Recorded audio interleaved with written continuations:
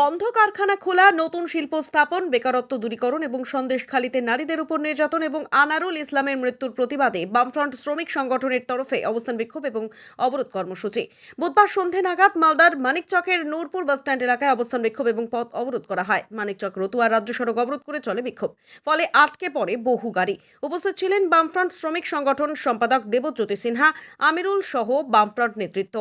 এদিনের বিক্ষোভ কর্মসূচি থেকে কেন্দ্রের বিজেপি সরকার এবং রাজ্য সরকারের বিরুদ্ধে ক্ষোভ উগরে দেন বামফ্রন্ট নেতা দেবজ্যোতি সিনহা। দীর্ঘ সময় ধরে বিক্ষোভ চলার পর অবরোধ তুললেন বাম নেতৃত্ব।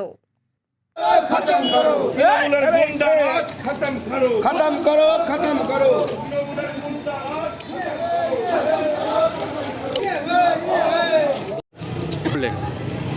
গোটা দেশেই মোদি সরকার যে ওয়াদা করেছিল কৃষকদের ফসলের দাম দিবে এবং সেই নিয়ে কৃষক আন্দোলন হচ্ছিল।